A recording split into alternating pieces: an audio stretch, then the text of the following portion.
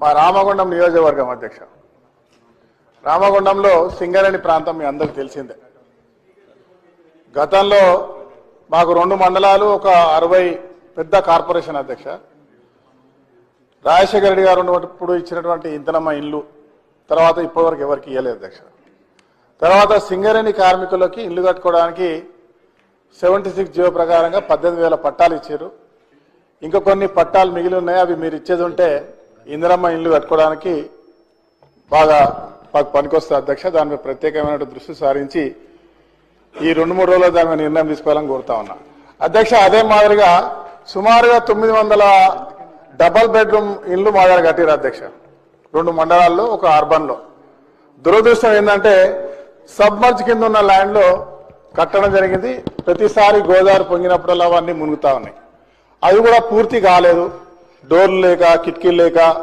అసలు అలా చేసి 4 సార్లు డాలేసి వాళ్ళు 4 సార్లు పేదలకు ఇయ్యలే.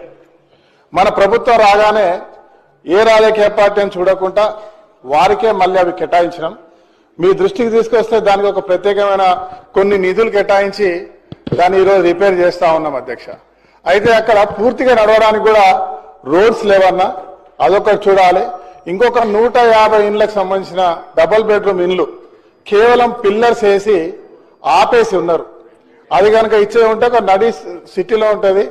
నిజమైన పేదవారు దాదాపు 150 మందికి దాన్ని ఇదివరకే గుర్తించడం జరిగింది.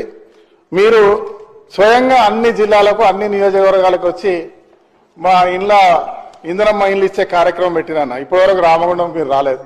దయచేసి రామగుండానికి రావాలి. రామగుండం చాలా ప్రత్యేకమైనటువంటి ఒక లేబర్ 35,000 మంది కాంట్రాక్ట్ లేబర్స్ నివసించేటువంటి ప్రాంతం. చాలా బీదరికంతో ఇండ్లు కట్టుకోవడానికి ఇండ్ల స్థలం ఉండదు అధ్యక్ష.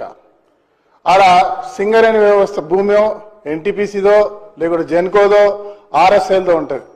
మీరు దయచేసి సింగరేణి డిపార్ట్మెంట్తో భట్టి గారితో, మా ఇన్ఛార్జ్ మినిస్టర్ గారు ఉన్నారు, వారికి కూడా మీకు కూడా పూర్తి అవగాహన ఉన్నది.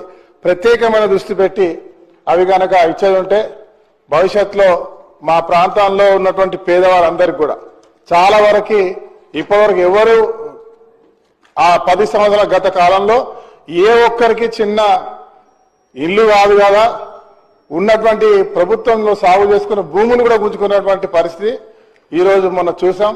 అదే మాదిరిగా చిన్న ఇంకొక అభ్యర్థన మినిస్టర్ గారికి, ఇందిరమ్మ ఇల్లు ఇచ్చినాం అధ్యక్ష. పోయినసారి కొందరికి ఇల్లు వస్తే బేస్మెంట్స్ కట్టుకున్నాక దానికి 2,000, 3,000, 6,000 తీసుకున్నారని చెప్పి వాళ్ళకి